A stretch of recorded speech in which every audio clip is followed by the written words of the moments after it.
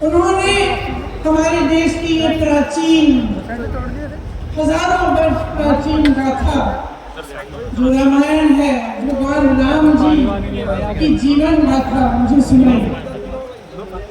आज जो सत्ता में है वे अपने आप को राम भक्त कहलाते हैं।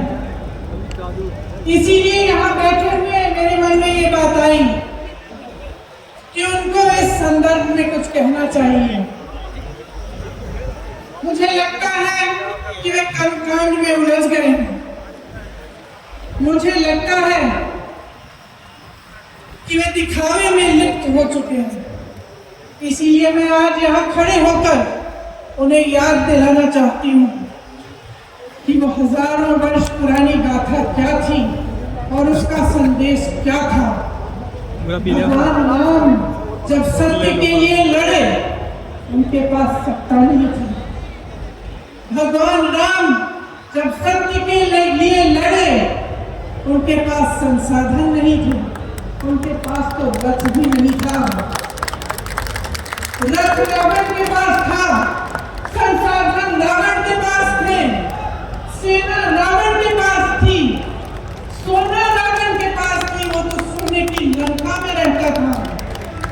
भगवान राम के पास सत्य था, आशा थी, आस्था थी, प्रेम था, परोपकार था, विनय था, धीरज था, साहस था और भगवान राम के पास सत्य था।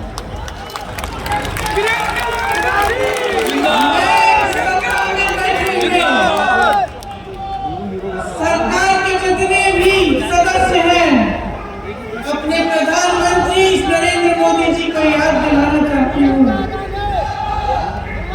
कि इस जीवन नाम भगवान के जीवन गाथा का क्या संदेश था। सत्ता सदैव नहीं रहती, सदैव नहीं रहती सत्ता। सत्ता आती है, जाती है, अहंकार चूर चूर होता है एक दिन। प्रियंका गांधी भगवान राम का, उनके जीवन का। और आज यहाँ रामलीला मैदान पर खड़े हुए इंडिया गठबंधन की 5 मांगों को पढ़ने से पहले मुझे ये उचित लगा कि मैं ये संदेश एक बार फिर दोहराऊं।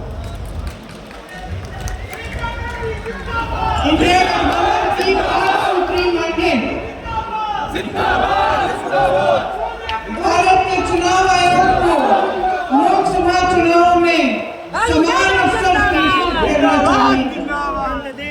दूसरी मांग, चुनाव आयोग को चुनाव में हेराफेरी करने के उद्देश्य से विपक्षी राजनीतिक दलों के खिलाफ इनकम टैक्स, ईडी और सीबीआई द्वारा की जाने वाली बलपूर्वक कार्रवाई को रोकना चाहिए।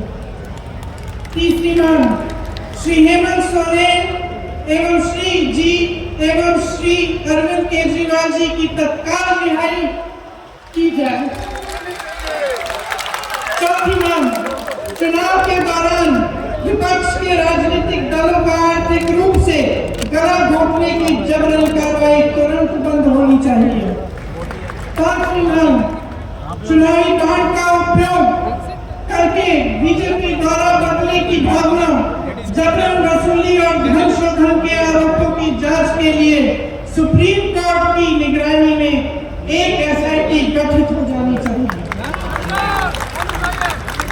बीजेपी शासन द्वारा पैदा की गई अलोकतांत्रिक बाधाओं के बावजूद इंडिया गठबंधन लड़ने, जीतने और हमारे लोकतंत्र को बचाने के लिए